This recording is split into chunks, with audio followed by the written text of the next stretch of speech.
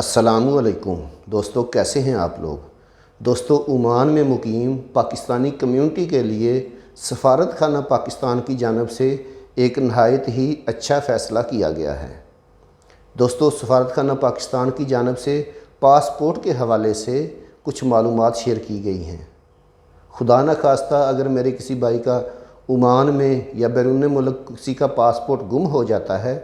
تو اس حوالے سے آپ لوگ شاید جانتے ہوں کہ آپ کو پہلے پولیس اسٹیشن میں اطلاع دینی پڑتی تھی،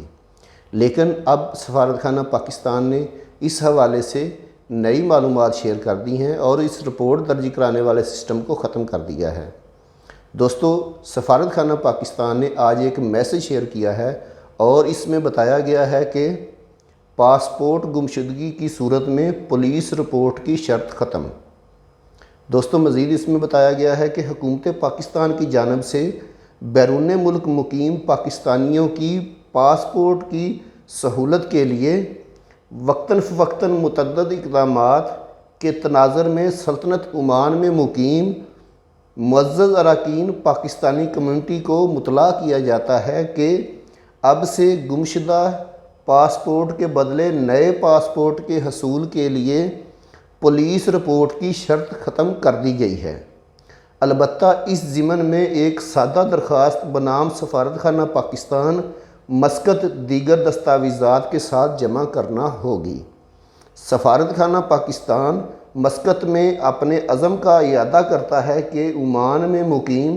تمام محترم اراکین پاکستانی کمیونٹی وطن عزیز کا گراں قدر اثاثہ ہیں اور ان کو تمام تر کونسلر سہولیات کی بروقت فراہمی سفارت خانہ پاکستان مسقط کا نصب العین اور فریضہ اولین ہے۔ دوستو، اگر پہلے ایسا ہوتا تھا کہ اگر کسی بھائی کا پاسپورٹ گم ہو جاتا تھا تو اس کو پولیس اسٹیشن میں اطلاع کرنی پڑتی تھی، اس کے بعد سفارت خانہ پاکستان میں جا کے پاسپورٹ نیا بنوانا پڑتا تھا، لیکن اب سفارت خانہ پاکستان نے پولیس اسٹیشن میں جو درخواست دینی پڑتی تھی وہ شرط ختم کر دی ہے۔ اب آپ کو اگر خدا نہ خواستہ کسی کا پاسپورٹ گم ہو جاتا ہے تو آپ کو ایک سادہ کاغذ پہ درخواست دینی ہوگی اور اس کے ساتھ دیگر دستاویزات جو بھی چاہیے ہوں گی وہ لگانی ہوگی، یعنی اب پولیس اسٹیشن میں جو درخواست دینی تھی اس کی شرط ختم کر دی گئی ہے۔